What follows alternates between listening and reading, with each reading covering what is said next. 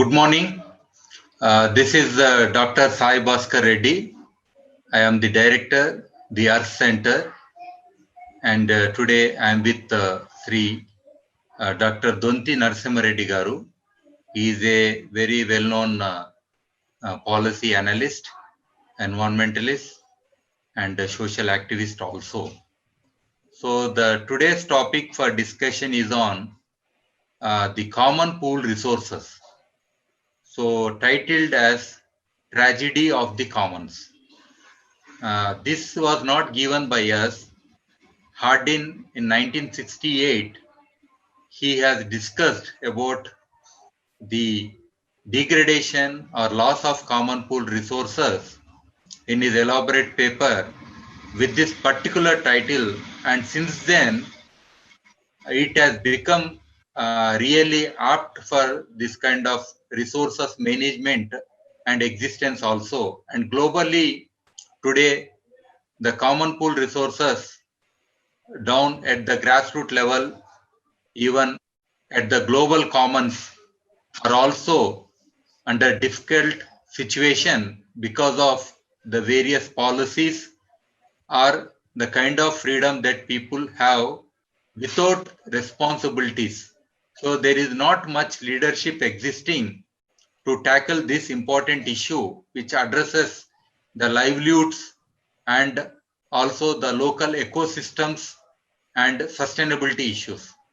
So over to Sri Narasimha Reddy Garu to discuss about his views on this, and it will be more like an interactive section between both of us, and we will be sharing common pool resources, and also access has also been denied in many places where some conservation measures have been put in place.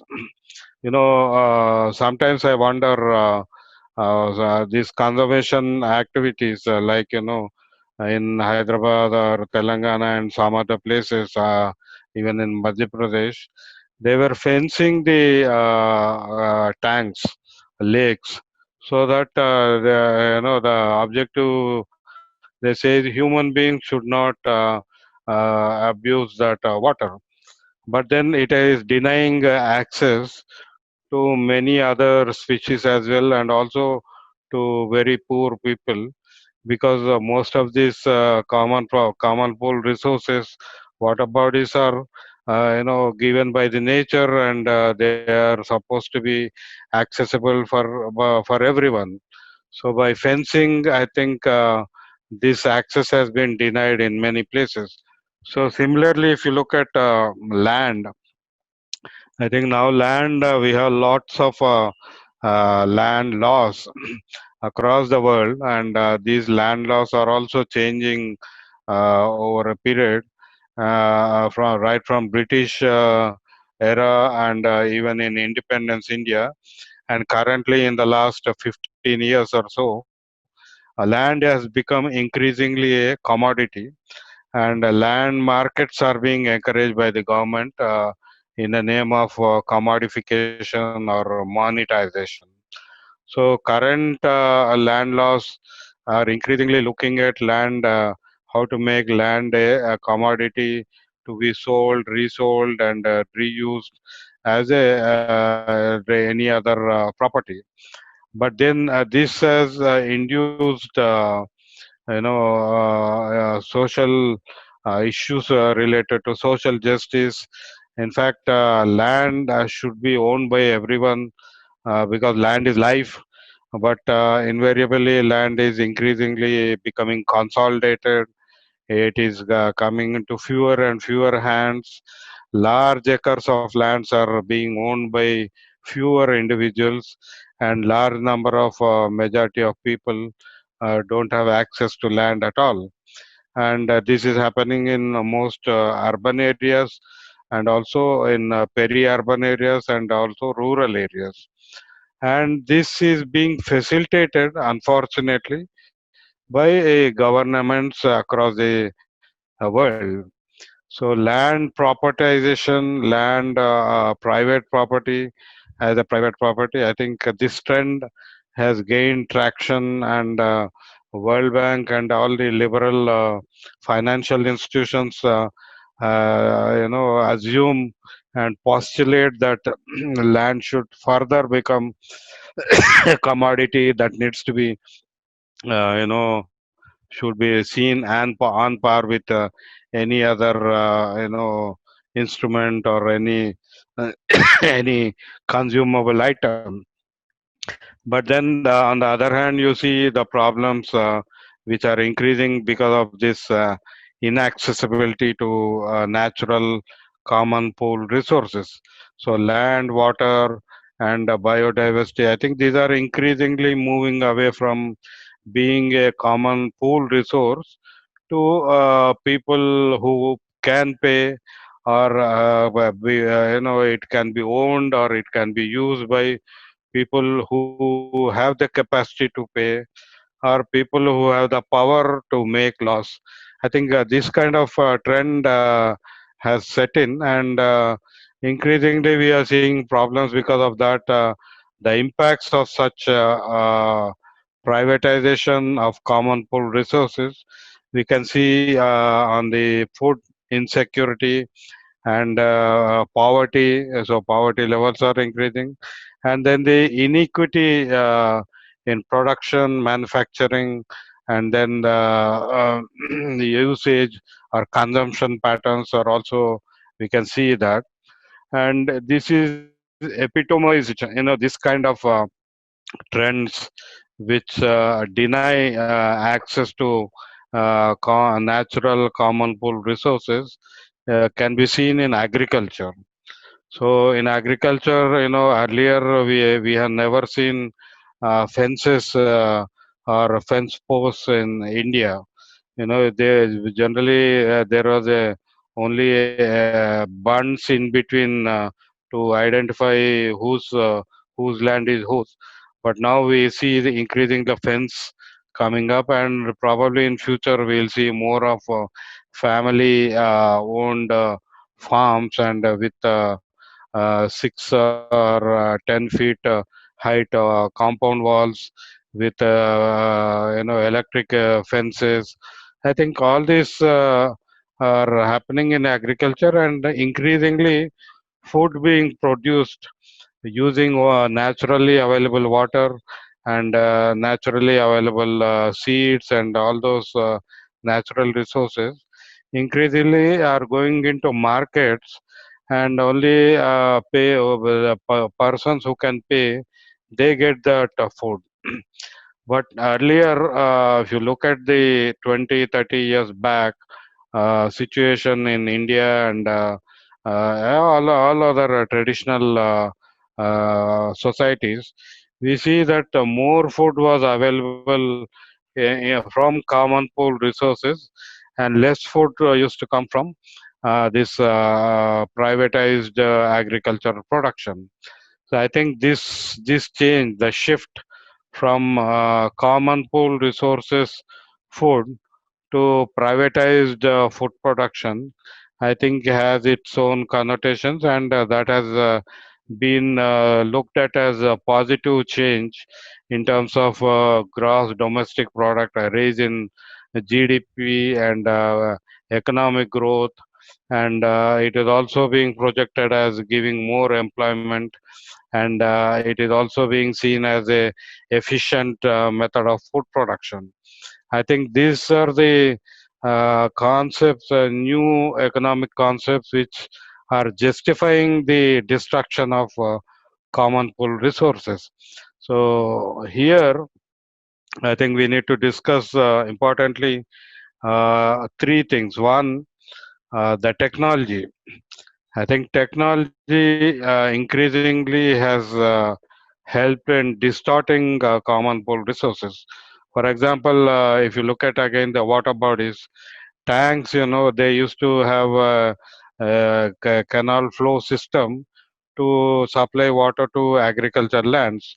But when borewell, technology has come, people have abandoned the water bodies and started using groundwater. So with this technology, water body as a common pool resource lost its relevance to those farmers in the command area. So similarly, there are other technologies which are increasingly distorting the usage and the tradition or the basically reverence surrounding common pool resources. So we need to see technology. For me, these modern technologies are a distorting factor. I would be very happy if anyone can point me out to any technology which is giving a positive connotation to this common pool resources.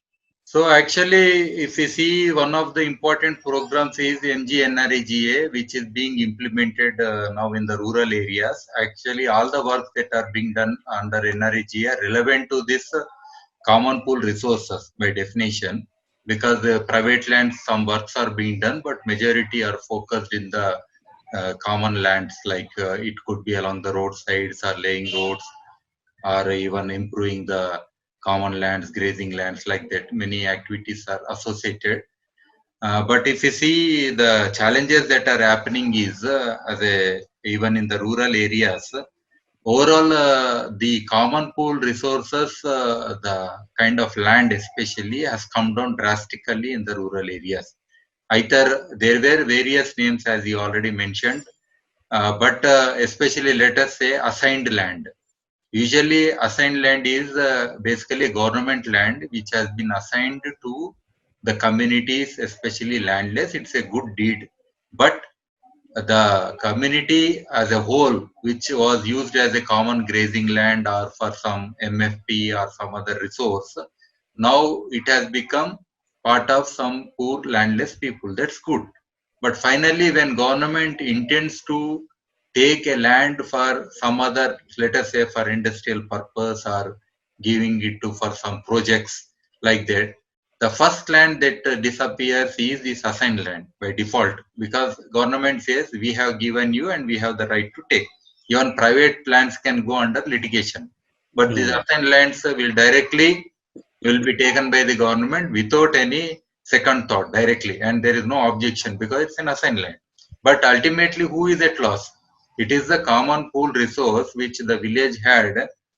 Now, within a day, it becomes a private property. It means we are converting a common pool resources by a means of helping the poor people, but ultimately by giving some paltry money to the community.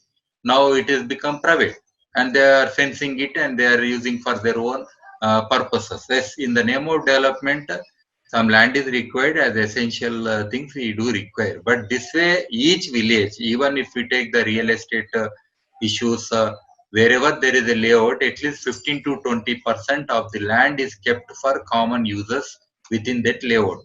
That is by definition. And unless it is given, the town planning will not agree. But in a village now, the people are struggling even for the burial grounds. They don't even have even the dumping sites. Even the garbage dumping site they don't have. They don't have burial sites. Even the streams and rivers have been occupied, and total land as an asset, because even if we have the, let us say, a village has a forest area. Yes, when it was forest it was common, but the government had a programs of redistributing even the forest lands. It happened, and telling that as they had been the originally they had been working in this area for the last more than 10 years. They had been there in that particular village and they have this relationship, and they're giving fine. But finally, if you want to bring this 33% afforestation as under national forest policy, even to when we have such objectives and vision mission like that goals, so where do you get the land? Because earth is only one and the carrying capacity is beyond. And common pool resources which addressed for many people, especially for rural local energy, even grazing lands, or even MFP, or it addressed even a percentage of livelihoods of the communities by default. But now the whole system, now villagers, even if they want to have a meeting, also a public meeting, they don't have common land. So even by definition of this 10 to 15% in a village of 5,000 acres, at least they should have 50 acres of common land. No, they don't have. Even whatever they have, some are given for mining, some are given for even the especially the temple lands or religious lands. Even those lands are also under threat. They are occupied by some people. And see, whenever government wants to give some land for housing or for the poor people, yes, as they are buying land for these private agencies under SCZ and other industrial development thing. Similarly, they could buy from the people who already have land and then redistribute. That is a better definition than identifying whatever is existing and just redistributing. Even as a government system, do we have roads? No, almost all major roads, the government is such a poor, it appears, that they don't even have a land to lay a road or where they could facilitate people to move around. Can't they have that much economy to create such roads? Even sand mining, that is a major concern for groundwater depletion. So even it is in spite of so many laws and stringent rules, the see government by control, the government pool resources are not managed properly. Or even privatization definition, because the total companies globally who are contributing to GDP, yes, private companies might be contributing, private sector might be contributing, but in reality, the total people employed by them is not up to the mark, and more so with the technologies, the total people engaged in those things, it is impossible. Both the state control or privatization. This is not the solution to manage resources efficiently, and we have these challenges already. And even the wildlife, I have practically seen in when I went to Haryana in Gorakhpur area, some land had been given to the central government agency for a project. So they fenced it immediately because they know it is their property now. So what happened? All the Bishnoi community residing there, they saw that the wildlife, which usually moves very close to them, now they got trapped in these fences, and many got entangled and died, including blackbuck, nilgai, even many other animals were there, wild animals. I could practically see how when once it goes into private or into the centralized control and into somebody's hands, so then it is never open. And even the accessibility of, especially for grazing animals, most often the private commons, the people who had been so generous to give their own lands, that is post harvesting period, part of the letting allow the grazers to continue grazing, and even the transmigratory routes are there, we know very much. And across the states they moved, like Magunar shepherd, they moved into Karnataka, Maharashtra, including Andhra Pradesh, several irrigated areas where they could graze their animals on the stubble that is left. But now you see, with mechanization and harvesting and even stubble burning, all these rights have been lost. And the village CPR is not just enough to support the total livestock population also, and that thing has drastically come down. The management systems are not there, even community managed systems. Let us say, as you rightly said, water users associations, Nirganti, that was one single person who was there. At least he had a say in the village how to distribute the water that is existing in a tank equitably. But that person is no more there. Nobody is supporting. Now either people going for groundwater, again it is a badly managed thing. Everybody has the right, free power is there, anybody can go to any depth and all the water is extracted, and we have so much drought conditions in many villages. So like that, if we take all these kind of examples that are already existing, I think there is a need for looking into. CPR is not just a resource, but it is also a kind of space, that is minimum required space to address the carrying capacity in common, especially the poor and the landless and other vulnerable communities, or even small and marginal farmer. They'll have additional opportunity that only creates an kind of equity that brings up in the society, including gender issues. If we see, many women, they could access this resource commonly, and let us say broomstick they are making or MFP they are collecting. They always had a kind of chance. Now they don't have much choice. I think under MGNRAG, probably this aspect has been taken more this thing. Anyhow, we are spending so much money, and with this kind of pandemic situation and global recession, the government intends to spend more and more amount. But I think somehow they should address this particular aspect of looking into organizing this and empowering the local communities and making them decision makers how to manage them, and not putting a blanket approach in management. And we have seen in JFM, especially Joint Forest Management Program, it was the forest, local forest is especially their own common pool resource only. But when really for sharing of rights it came finally, there was not much representation of the communities. They did not feel that they are included, also they protected in many areas. But when it comes to sharing of the profits or MFP and other things, finally they could not. It was only given to the only few things, but not everything. The right was not given much, and that way also they got defeated in that forest protection communities and VSS and all those things. And like this, I think if we see anything like water bodies management, even fisheries now with irrigation projects improved in many states, I think fisheries is one big common issue. Unless it is managed properly by everyone, we cannot manage it properly. So I think like that many challenges are there which are pending. I think last 20, 30 years we had been discussing, and still they are more degrading and continuing. So I think you could add some more things, points on these kind of issues. You added many aspects, but one thing I think we need to relook at MGNRIGA, Mahatma Gandhi National Rural Employment Guarantee Assurance Scheme. I think this has both positive and negative impacts on common pool resources. In fact, when it was planned, it was basically planned to give more work because rural labor was not getting enough work because they were earlier dependent on only agriculture, and during non-agricultural season, especially in the dryland or arid zones, there was no continuous work.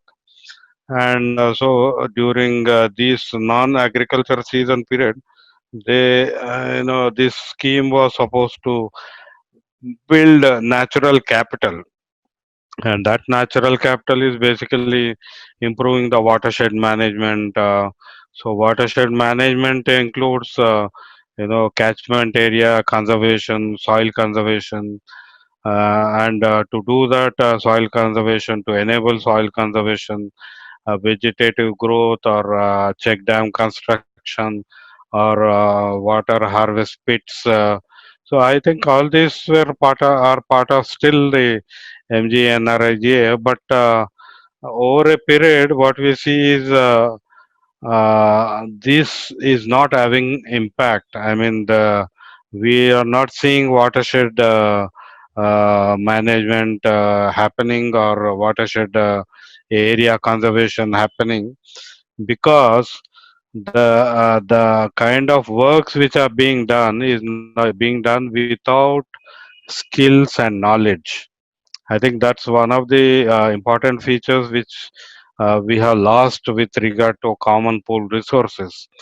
The village and many of the villagers used to have detailed knowledge of the lands and the land use and the suitability of those land for the particular usage. I think this knowledge is lacking today. I think that is causing a problem in giving effect to the works being undertaken either under NREGA or even now. Now I think the latest scheme is Jal Shakti program, which is coming up primarily to increase watershed management. So you are right. We are assigning lands without looking at the land features of that land, and then the ecosystem which that land was supporting. Usually rocky terrain is considered as wasteland, but whatever land is there, it used to have a ecosystem, mini ecosystem. So most mountain areas which are considered as wastelands are in fact a water reservoirs because they take rainwater, absorb them, and release them gradually. I think that's a ecological function of this mountainous small hillocks, rocky structures, or highland areas, and then grazing lands which are surrounding those hillock areas. So we have ignored them, or we have not included them in our legal structures and also in our development planning. And due to this, I think we for the current development planning, land is something just a commodity. It does not include ecosystem. It does not include the traditional knowledge. It does not include the suitability of land use. I think all these are missing in this development planning, and because of that, we are seeing these problems. And as you rightly said, every village which used to have different kinds of lands and different kind of soils, that knowledge is missing. And currently, fencing has increased within village. Within village earlier, no home had any compound wall. Today, increasingly, villagers are constructing compound wall around their houses, so they are trying to exclude themselves from the society, or trying to, create ivory tower kind of houses within the village. So that seamless housing construction and seamless land use pattern, and the limits of the land use, I think these are missing from the current village level planning and usage. So in that scenario, I think what you said is right. Now we need to bring back certain norms, or at least legal concepts which were there earlier, like in town planning. 20% has to be left for common usage area, either for commercial or for any other purpose.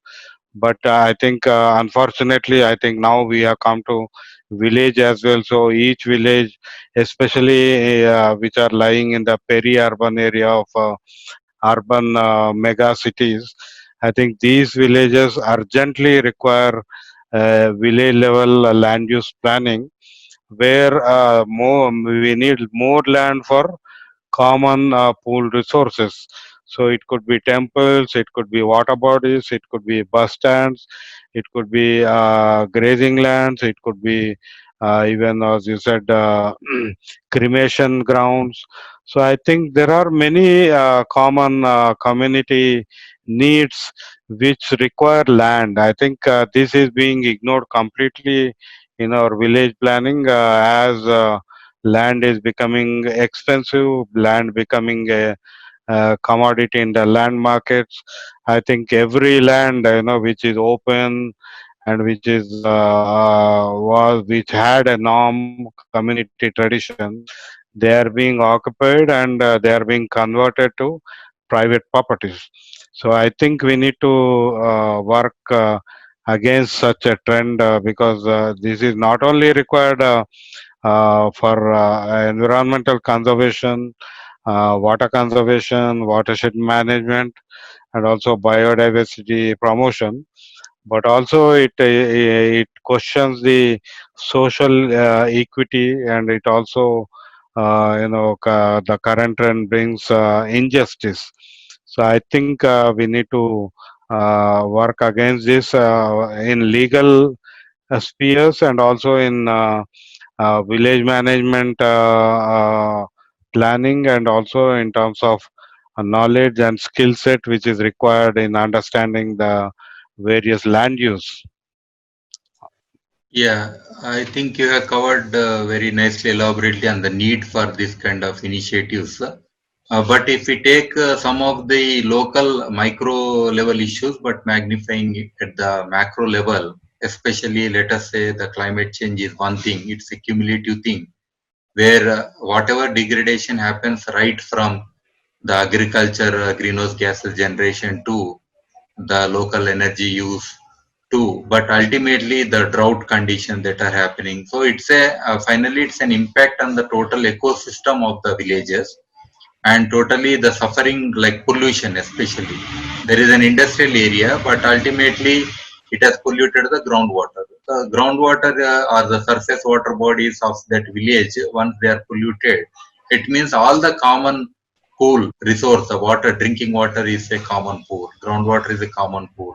So ultimately, the complete livelihoods, right from the production of crop to the livelihoods or the health of the people, so total economy of the communities. So in total, with one aspects entering externally into a geographic area, and the climate change, yes, it is none of the problems of created by the local communities. It's a global thing, and the especially developed countries who released more greenhouse gases per capita are more responsible, but ultimately they are affecting, let's say, fire that is happening. Recently you have written very good articles recently on the appearance of wildlife in many areas, even habitations. Actually, if we have this kind of local forests, local common areas, then definitely that would have been the habitat.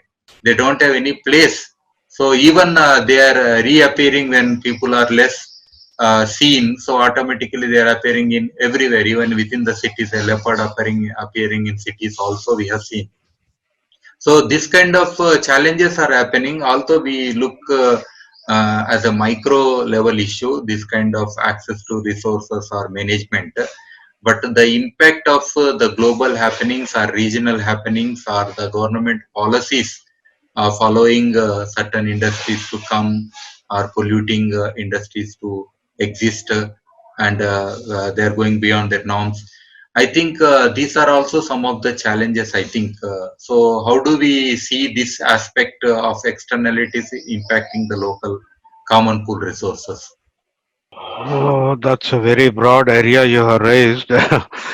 Of course, climate change has brought a lot of carbon into the atmosphere, and there is a decarbonization of soils, basically because of agriculture, because of rain runoffs, because of mining. So many of the development projects, if you take any particular village, I think that has led to decarbonization, devegetation, and then over that, the overlay coming from the global climate change, which has increased the average mean temperature, and that is impacting on, of course, people, and also the entire environment where uh, this common pool resources used to continuously sustain themselves. So I think that sustainability issue of common pool resources is being impacted not only by climate change but also by the economic activities which we have developed in the last 20 years. I think we need to withdraw some of these activities or rethink on these activities, because one, common pool resources are meant to be used, for consumption or many other things, but within the carrying capacity. We need to take into consideration that carrying capacity of the particular common pool. It could be a water body, it could be a particular land, it could be a forest. I think this kind of carrying capacity as a factor in planning is missing. Now, second, I think, as I mentioned earlier, uh, many people, traditional people who used to have knowledge and skills, they are lost. So I think if we want to come back, if we want to resurrect common pool resources, or we want to, restore common pool, I think we need to build the capacities of the people in terms of awareness, and we need to increase the knowledge and also skill set. So that means we need more research at the village level done by the villagers so that they understand the trends and the pattern which is happening around their village. And many villages across India who have recognized the importance of common pool resources, they have restored them, and now they are enjoying the fruits of those common pool resources sustainably. Now, third issue, which again brings back sustainability, is from the point of view of equity and social justice. Whatever common pool resource which we have or which we are trying to restore, I think we need to build traditions or norms or patterns or legal framework which can enable equity in usage or consumption of the resources offered by that common pool resources. So, like you mentioned, groundwater. So, groundwater replenishment is a very, very critical area where we need to work through watershed management. But then, unless this water, access to these waters is for everyone, unless that access, everyone has the access, I don't think the sustainability becomes a norm rather than a problem. So, if we want the sustainability to the common pool resource to be sustained, I think we need to build this equity and justice into the usage patterns related to each of these common pool resources.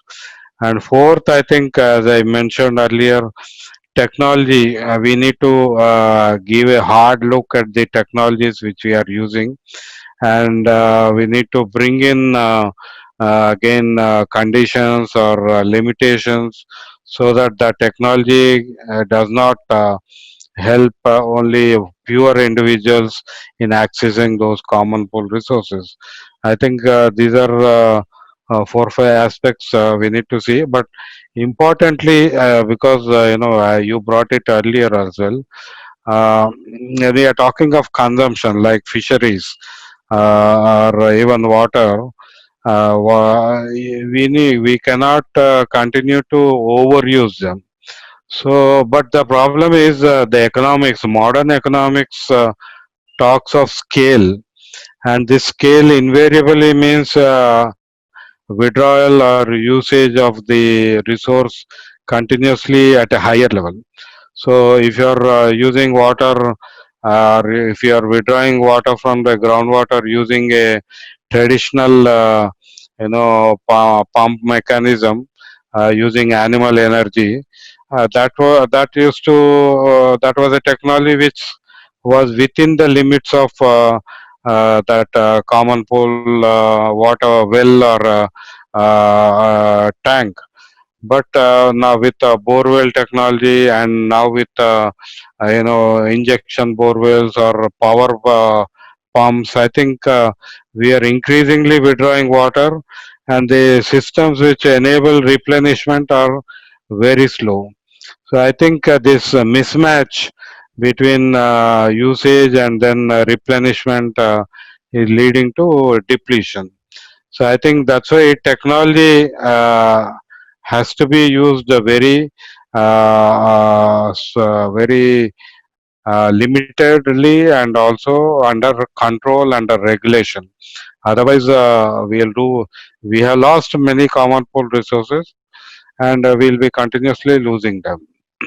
Yeah, actually, if you see geographically, the places which are drought, semi-arid areas, they are the areas where these common pool resources had been, the percentage had been more traditionally.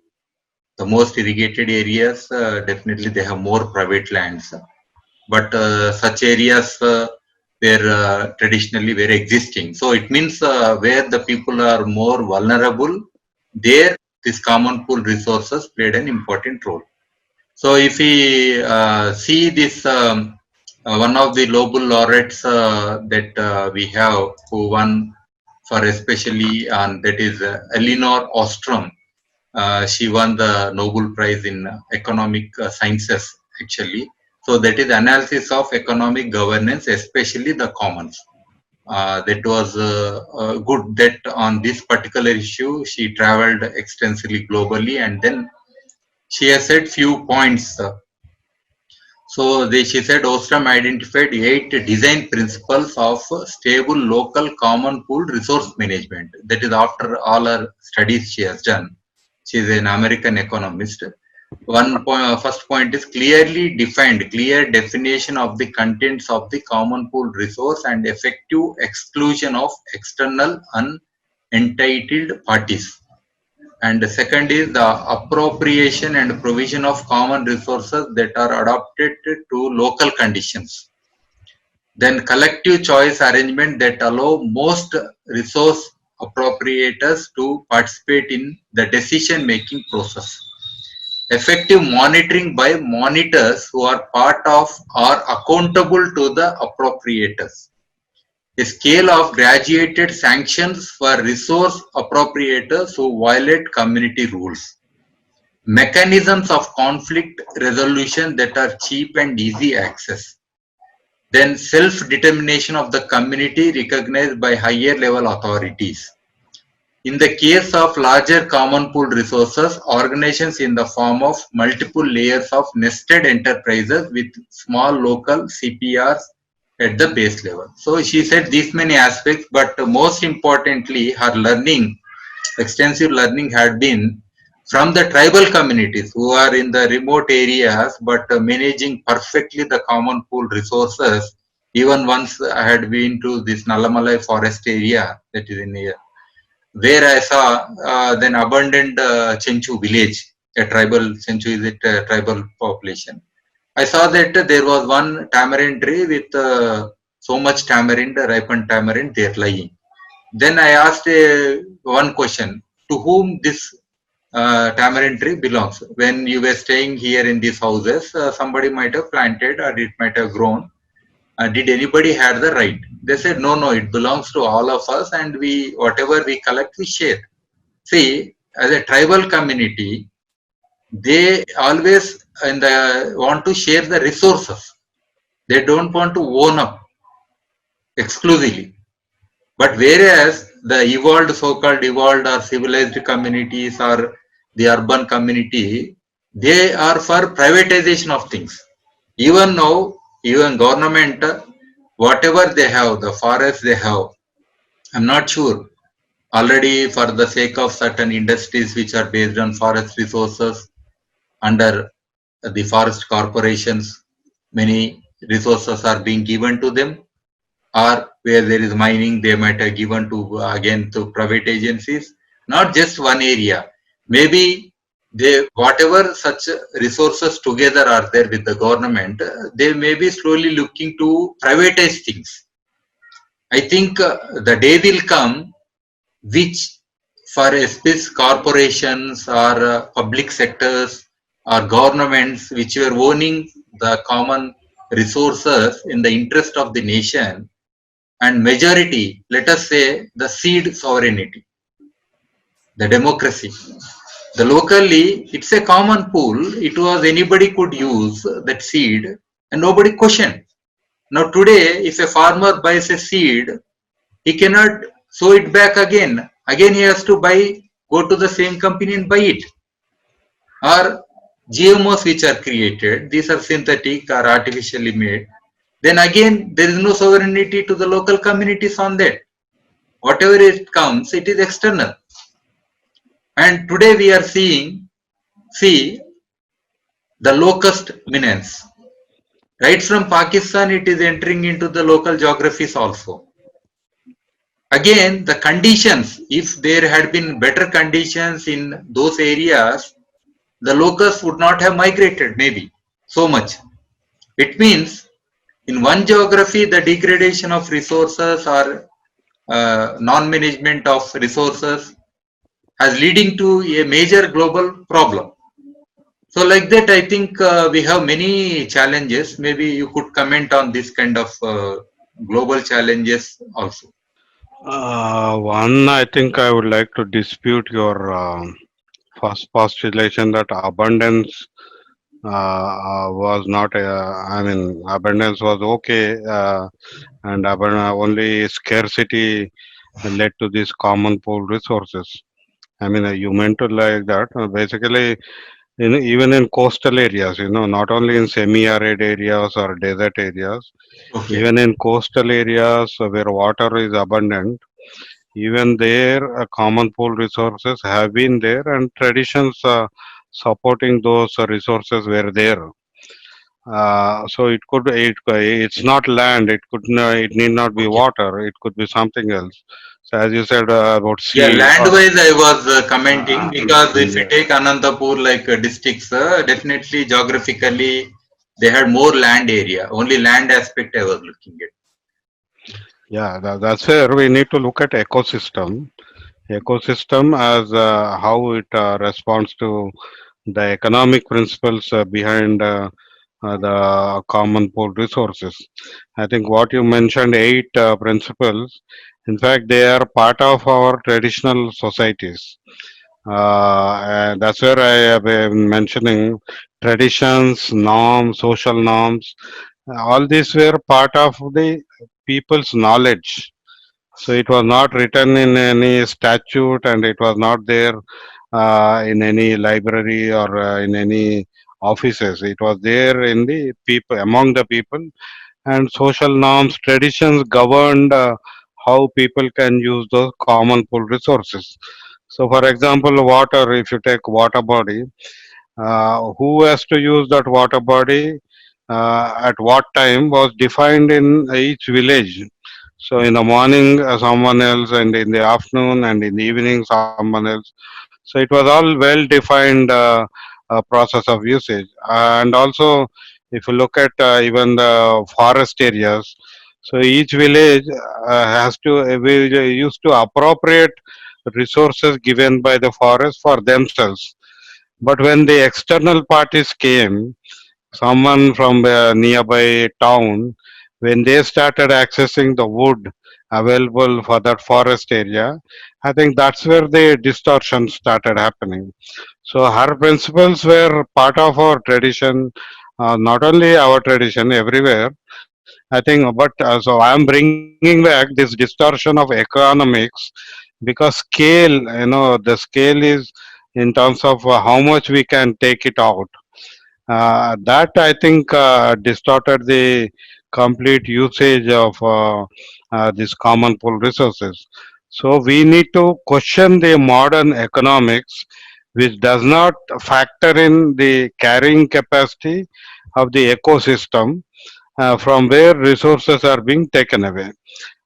The example of tamarind, what you have given, yes, in forest areas there used to be a lot of fruit trees, and they were in abundance, and every creature, every life form has access to that kind of fruit.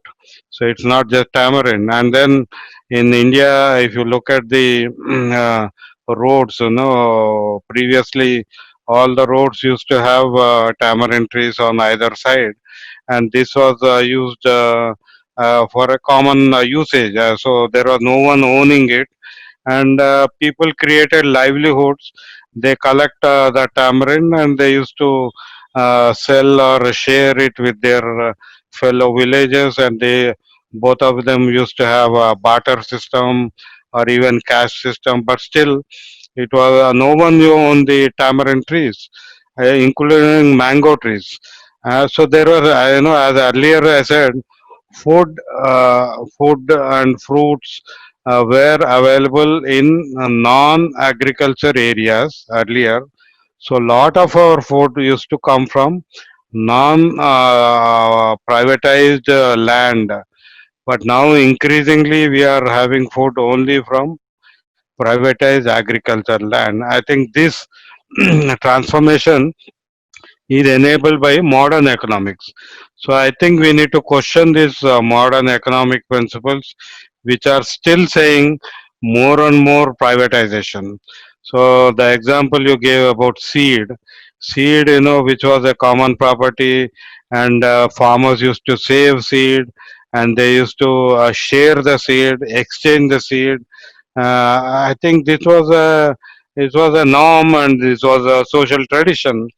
Today, seed with hybridization, with genetic modification, it has become a private property, and people want to make profits out of the private property. So, because of that, the cost of agriculture production has increased. Because the cost has increased, the cost of the produce has increased. Because the produce has increased, the food which came out of that agricultural produce was bought only by people who had money or who have the paying capacity. So this is how increasingly natural resource is being given to only people who can buy them. So that's where I am saying common pool resources was a source of food, a source of livelihood, and a source of sustainability for village and traditional communities. But since privatization of these resources has happened because of the economic principles, I think the social injustice is increasing and inequity is increasing, and the environmental destruction because of that is also leading to increasing problems for common pool resources. Yeah, I think you have summed up very much about the more importance of these common pool resources. And now, finally, I think today we could have a kind of discussion most relevant to the present context and the importance, especially when the global recession is going on and people are more and more dependent on natural resources for their sustenance, because all other service sector and production sectors, other production sectors, secondary production sectors are in standstill now. So now at least for living, basic fundamental living, I think without much question, with equity and addressing poor and gender and many other issues, I think CPR is one major issue, and more investments might also come through this MGNREG and other food for work, other schemes like that. So now I would like to finally quote one word which Aristotle said in those days when there was much abundance and there was not much challenges like this. So this what Aristotle said is, what is common to the greatest number has the least care bestowed upon it. Everyone thinks chiefly of his own, hardly at all of the common interest. Yes, this is what happening even now. So thank you very much, Dr. Narasimha Reddy Garu, and for this good time with you. It was nice talking with you on Thank you for important. hosting the this discussion. I Yeah. think Continue we'll continue discussion on with those other topics discussion. also. Thank you very Thank much. you, thank you. Thank you. Thank you.